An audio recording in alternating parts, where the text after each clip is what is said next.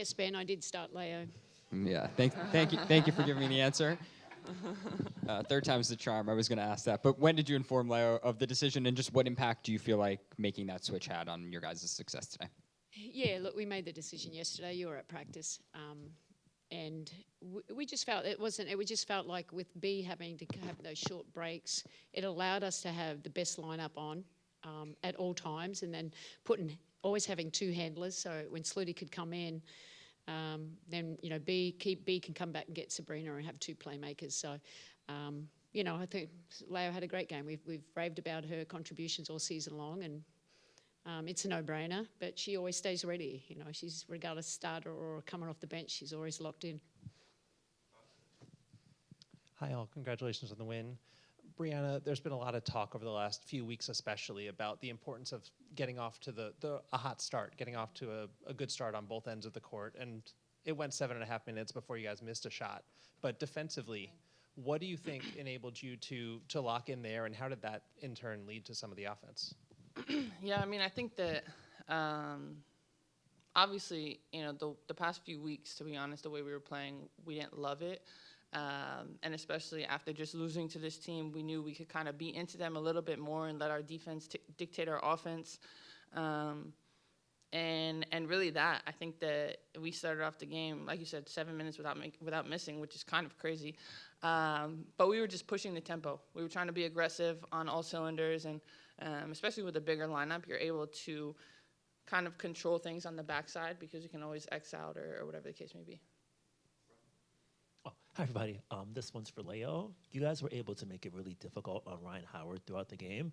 Just as a defense, what do you think you guys did best to sort of make things really challenging for her? I think we're just really physical on all of their guards and also on their posts. I think we came out with a different mindset of being just really physical out there and set the tone. Yeah, Sandy, just a little bit more on what Leo brought to you guys. Obviously, things were more physical, and just the confidence you had in playing. I mean, she's not, she's had a lot of experience playing overseas, but this is her first playoff game, ever in the WNBA, and to step up like that and be your leading scorer. Yeah, no, she's great. I mean, nothing phases Leo. It doesn't matter, and that's what you love about her. It's a regular season, it's a playoff. She brings the same mentality day in, out, practice as well. She's a professional, and that's what you want. So it was never any fear. I knew it would be great. It would actually help us, and I thought it did all over. But Leo is a great defender.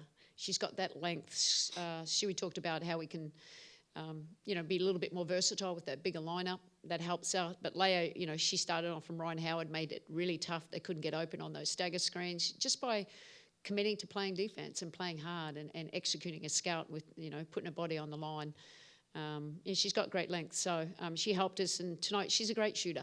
I like it when she's shooting the ball and being aggressive. And she only missed one, a little pull-up. She'll work on that tomorrow, I suppose. Hey, Stewie. Sluyter obviously came off the bench for the first time. I guess it was since maybe 2017. I'm just curious how you thought she handled the assignment and how she contributed to getting this win. Yeah, absolutely. I think that Sluyter handled it like a vet and like a leader, and really there was no kind of hiccup or adjustment. She wants what's best for this team and knows that whenever it's her time to be on the court, she's going to contribute, and the fact that she was able to become the playoffs all-time leading assister. That's right. You got it right. You're better than me. Was really cool, and what was even cooler was I was able to score that basket. Hey, Coach, in the back here. Obviously not a problem today. Way back, Stewie. Hey. I was like, whoa, God. Obviously not a problem today, but when you look at what the goals of this team, and the plus minus of the bench, a total negative 21, are you at all worried about having to run 5 guys out there for the duration of the game and the endurance that might have? No, not at all. I mean, obviously the bench, we know, like one game they had 40 points. So, we trust them. We can rely on them. They're coming out there and they're doing their best. That's all we can ask from them.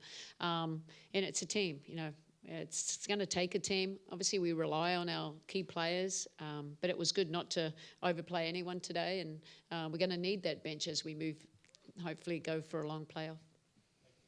Stewie, totally stole my thunder. It's like half of my question. It's Sorry. fine. But just for you to elaborate on that, Sluyter passed Sue, who you played with both of them.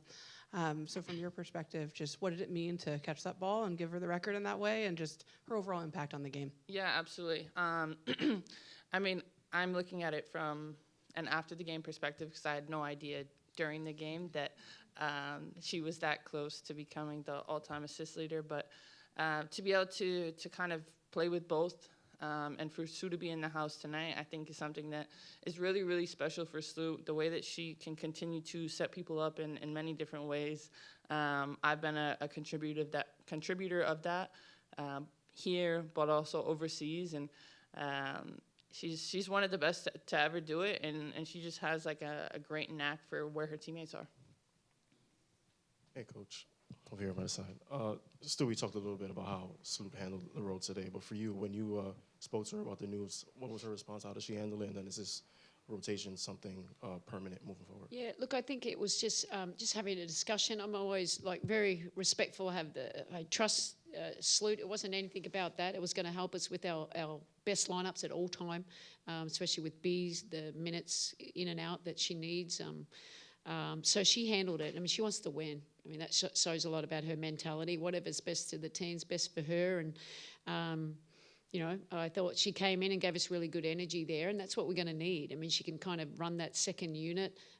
We'd like for her to actually keep getting a little bit more aggressive than if she actually started with the starters, because, you're sharing the ball to them. For now, we'll keep it like that, but we do whatever we think is best for the team at that time. Breanna, did you notice a difference in just the overall intensity that you guys played with? Coach got asked a lot of questions pregame about was this team ready for the playoffs after, maybe not finishing the regular season great. What did you just think of how you guys attacked this game and the intensity you played with? Yeah, I mean, I thought our intensity was incredible. I think that to have the crowd that we had here definitely made that a lot easier, but holding ourselves accountable, knowing that, especially last game, we didn't play the way that we wanted to, and making sure that we come out.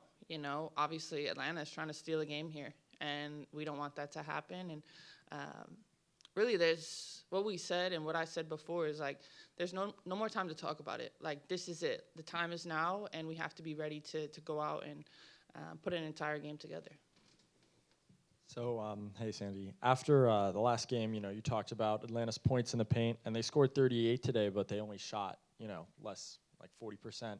So what was the biggest difference there, whether it was physicality or rotations or all of the above? I think a bit of everything. It's being locked in to play defense, and knowing their strengths, KYP, but then also relying on where the help's coming from. We're more intentional today. We played with a little bit more focus and effort, and sometimes defense is like that. You've got to execute the scout, but you've got to put your body on the line and you've got to compete, and that's what we did. Hello all, congrats on the win. My question would be for Coach. The team shot just under 73% in the first, its best in a period at home since June 22nd, and you had the 8 free throw attempts as well, which were the best in a period all year, I believe, so in a first period all year. So what simply put went so right in that first, and how rewarding was it when you consider what happened in Game 1 in Chicago in 2022, which is something Jackie asked you about during the pregame? Yeah, look, I think, the first game of the playoffs, it's home court. If you lose a game here, you lose home court. That's our focus, and we've got big goals. We worked hard to get the number 1 seed, so we didn't want to let it go down the drain, but it's just coming out with a focus.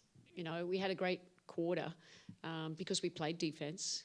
For the most part, we executed what we wanted to, and then we could get out and run, and we're just sharing the ball. That's Liberty basketball. That's when we're at the best. We're not an ISO team. It doesn't look good on us when we try and do that. We played, I thought it was, that first half, for the most part, we played in the right way. Appreciate your time and insight. Congrats on winning. Leo, congratulations. The day, as I understand, you found out that you were starting with Saturday, right? So you're coming into today knowing about it, and just kind of take us through what that preparation was like, what was like the getting ready for this start. And Stewie, just for you, I'm wondering what, if anything, you wanted to make sure you were in her ear about to be prepared for that kind of moment.